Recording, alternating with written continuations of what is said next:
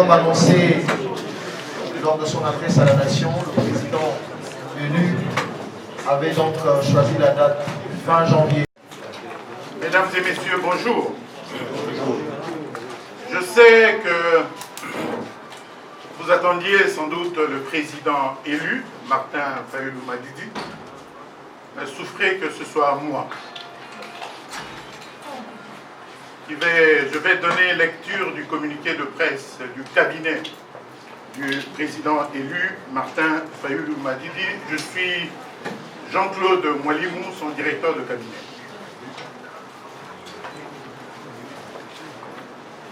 Mesdames et messieurs de la presse, lors de son adresse à la nation le 30 décembre dernier, le président Martin Fayulu Madidi avait fait un diagnostic sévère et révoltant de la situation politique, sécuritaire, économique et sociale de notre pays.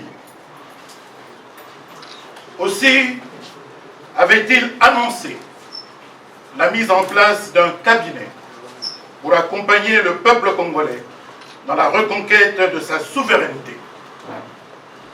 Un cabinet de combat composé de femmes et d'hommes qui s'engagent résolument pour un Congo fort, digne et prospère.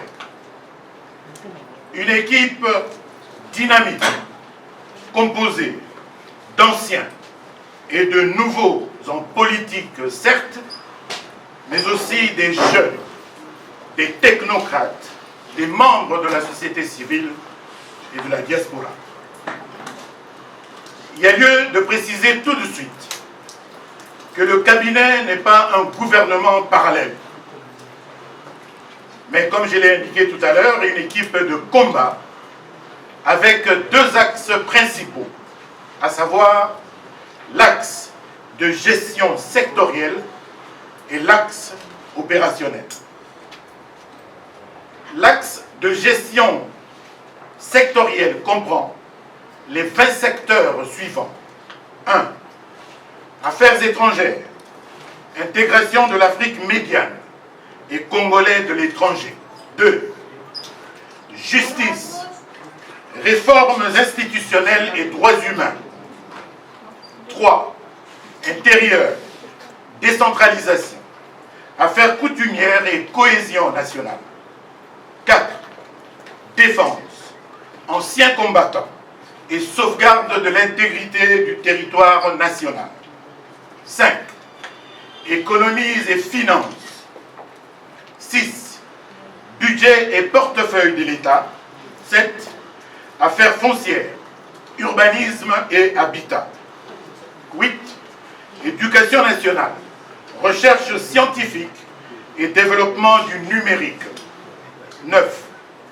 Culture, industrie créative et patrimoniale, tourisme et médias. 10. Électricité, hydraulique et projets énergétiques durables. 11. Agriculture, pêche, élevage, développement rural et sécurité alimentaire. 12. Transport et mobilité. 13. Travaux publics, routes, chemins de fer et ports. 14. Santé, hygiène. Je voulais dire hygiène publique et affaires humanitaires. 15. Environnement, climat, salubrité publique et développement durable. 16. Genre, famille et solidarité. 17. Fonction publique, emploi et formation professionnelle. 18. Industrie, commerce extérieur et entrepreneuriat. 19. Mines et hydrocarbures. 20. Sport, jeunesse et éducation citoyenne. Ce cabinet travaillera d'arrache-pied pour intensifier la mobilisation du peuple congolais autour de la proposition de sortie de crise du président élu, de manière à déclencher sa mise en œuvre et permettre aux parties prenantes d'entreprendre consensuellement des réformes institutionnelles profondes, urgentes et nécessaires. Ces réformes porteront notamment sur la Commission électorale nationale indépendante, la loi électorale, la Cour constitutionnelle, l'armée, la police et la sécurité, la lutte contre la corruption, ainsi que la justice et les droits humains. Les actions du cabinet seront guidées par les 10 principes suivants. 1. La souveraineté du peuple congolais. 2. Vérité des urnes. 3. Le respect de la Constitution et des lois de la République. 4. L'intégrité du territoire national. 5. La bonne gouvernance et la lutte contre la corruption. 6. L'indépendance de la justice. 7. La lutte contre les antivaleurs. 8. La promotion de l'état de droit et le respect des droits humains. 9. Le bien-être et la prospérité du peuple congolais. Et 10. Enfin, l'égalité des chances entre Congolais. Cependant, mesdames et messieurs, au regard de la nature très complexe du combat et pour des raisons de dispositifs organisationnels, stratégiques et opérationnels, les noms des membres du cabinet restent confidentiels à ce stade. Mesdames et messieurs, le président élu et son équipe se battront pour la tenue des élections générales anticipées.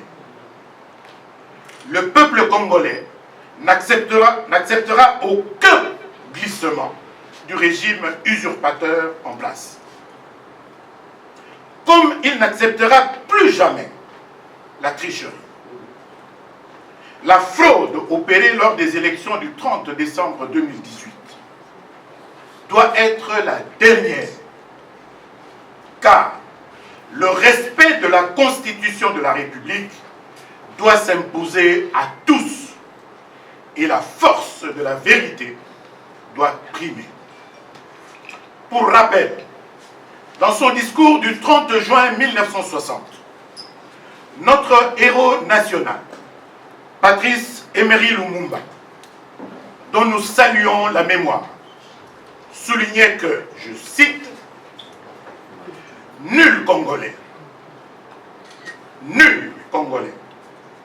digne de ce nom ne pourra jamais oublier que c'est par la lutte que l'indépendance de notre pays, une lutte de tous les jours, une lutte ardente et idéaliste, une lutte dans laquelle nous n'avons ménagé ni nos forces, ni nos privations, ni nos souffrances, ni notre sang. » Fin de citation. Aujourd'hui, notre lutte est triple. La défense de notre souveraineté, la libération du peuple contre la dictature et la protection de notre pays contre son implosion et sa balkanisation. Nous avons élu Martin Fayulu Madidi président. Il ne nous abandonnera jamais. Mieux vaut être avec le peuple de Dieu que d'avoir pour un temps la jouissance du péché. Matthieu 11, 25. Que Dieu vous bénisse, que Dieu bénisse la République démocratique du Congo, et je vous remercie.